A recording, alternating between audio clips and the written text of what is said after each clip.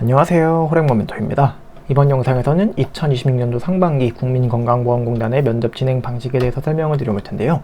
우선 여러분도 아시겠지만 채용 대행사가 변경이 되면서 면접 유형도 좀 바뀐 부분이 많이 있어요.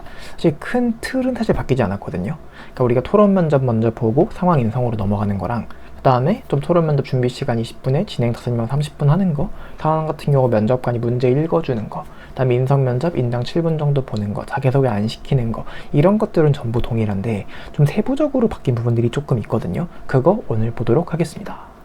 자, 우선 토론 같은 경우는 사실 내용은 아예 바뀐 게 없는데 이제 아무래도 이제 인크루트도 옛날에 그랬었는데 얘네가 한단행이 처음 이거를 하는 거다 보니까 타이머가 아니라 일반 시계를 갖다 놨다라는 그런 말이 있더라고요.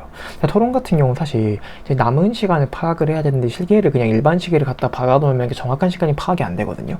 그래서 그런 부분들은 좀 다음에 면접을 볼 때 하반기에는 바꿔줬으면 좋을 것 같고, 이번에 사실 진짜로 문제가 됐던 부분은 면접관이 시간을 알려주기 위해 개입을 했는데 거기 멘트를 붙였어요. 그러니까 그냥 10분 남았습니다 이러는 게 아니라 자 이제 10분 남았으니까 결론을 도출해주세요 약간 이런 형태로 개입을 했거든요. 근데 여러분도 아시겠지만 5명이 30분 동안 토론할 때 보통 마무리는 5분 내지 6분 정도 남았을 때 들어가는 경우가 제일 많아요. 근데 10분이면 사실 마무리하기에는 너무 긴 시간이란 말이에요.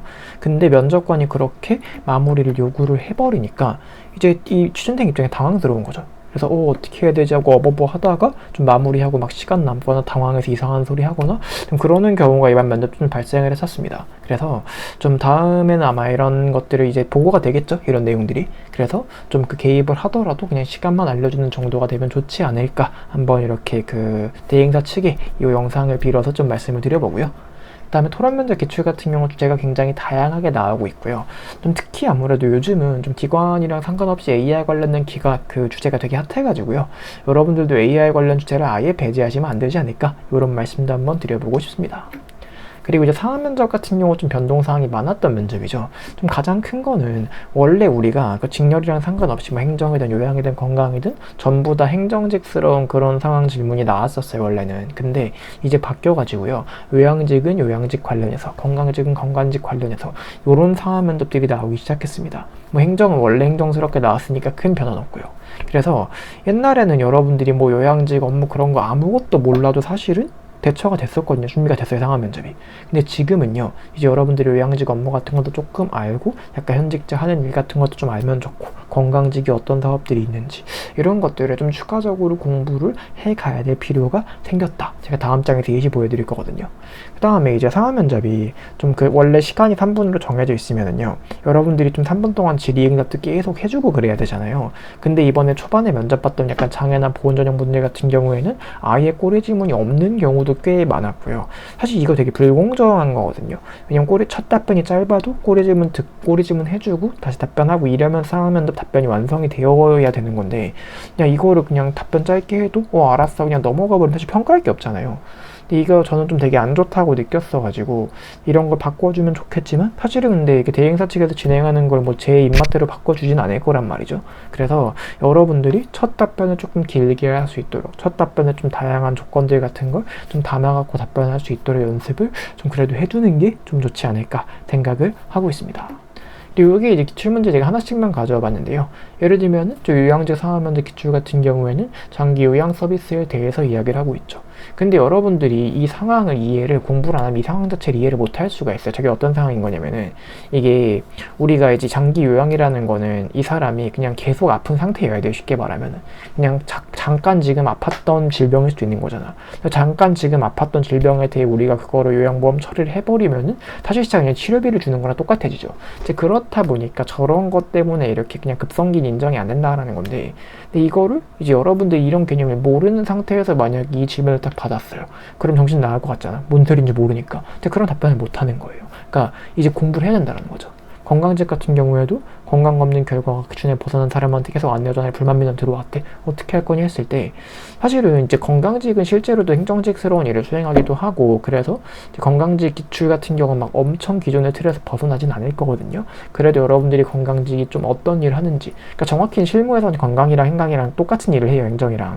그래서 건강 쪽 그래서 사업이 있을 거 아니에요. 그래서 건강 쪽 사업이 뭐가 있는지, 거기서 어떤 상황들이 주로 발생하는지, 그런 것들을 우리가 좀 알아가면은 좋을 것 같다라는 거죠.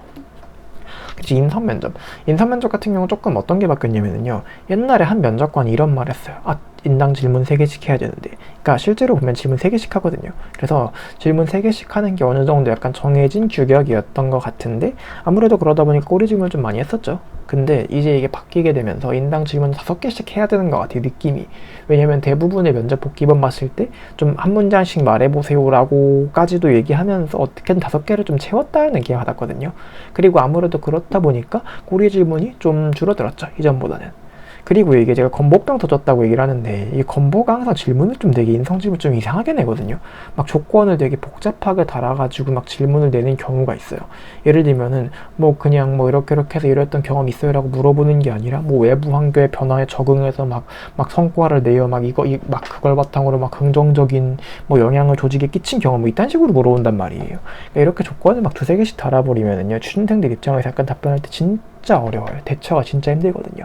근데 이런 걸 2025년도에 안 냈었어요. 그러니까 얘네가 2024년도 이거 갖고 장난질 엄청 많이 치다가 작년에 안 그랬었거든요. 이번에 대행사 바뀌면서 똑같이 이런 이상한 질문들이 나오기 시작하는 걸 보면서 이게 약간 건보 측에서 약간 취준생들 외우고 답변 못하려고 의도적으로 이렇게 하는 건지 파악은 안 되지만 어쨌든 우리 입장에서 할 수 있는 거는 이렇게 준비를 해 가야 될 것 같아요. 그래서 향후에도 좀 되게 어려운 질문들이 나올 수 있다라는 걸 좀 어느 정도 대비를 해야 될 것 같고, 다음에 이제 약간 방마다 질문 유형이 되게 달랐어요. 그러니까 무슨 말이냐면요, 어떤 방은 전부 다 개별 질문이었습니다. 그러니까 자소서 기반으로 물어봤다 이런 게 아니라 질문이 사람마다 전부 달랐다는 얘기예요. 그리고 또 어떤 방은 또 공통 질문 위주로 가고, 어떤 방은 또 꼬리 질문도 엄청 하는 방도 있었고, 어떤 방은 꼬리 질문 아예 없었고, 이게 약간 그 통일이 잘 안 된 것 같다는 느낌을 좀 받았습니다. 그러니까 약간 처음 이제 얘네가 이 주관을 맡아 하는 거다 보니까 이런 것들이 좀 이렇게 일관성 있게 되진 않았던 것 같다.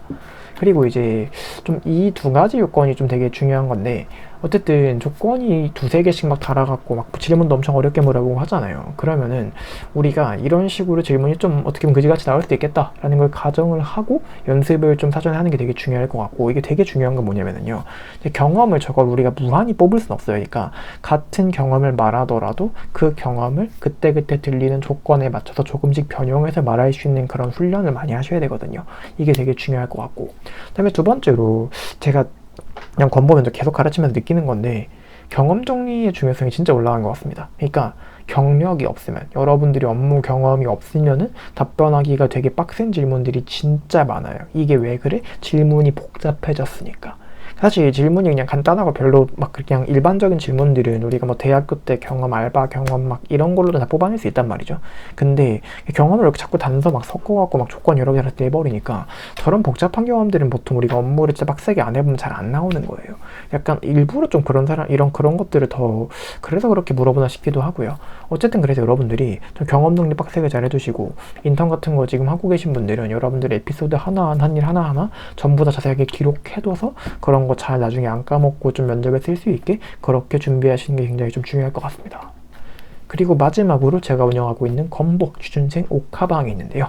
여기 들어오시면 제가 필기 합격자분들 무료 면접 특강 제공해드리고, 자소서 가이드 공유해드리고, 기출문제라던가 제가 만드는 건보 자료들 이렇게 공유해드리고 있거든요. 그래서 검색창에 호랭몬 건보 검색하시거나 QR코드 찍고 참여코드 NHIS 입력해 주시면 되고요. 저 같은 경우는 지금 이제 건보만 740명 가까이 합격자를 배출해둔 상태고, 매년 무료 면접 특강, 올해 상반기에 1000분 정도 넘게 들으러 오셨거든요. 들으러 오신 도움 굉장히 많이 될 테니까 옥하방 많은 참여 부탁드리겠습니다. 감사합니다.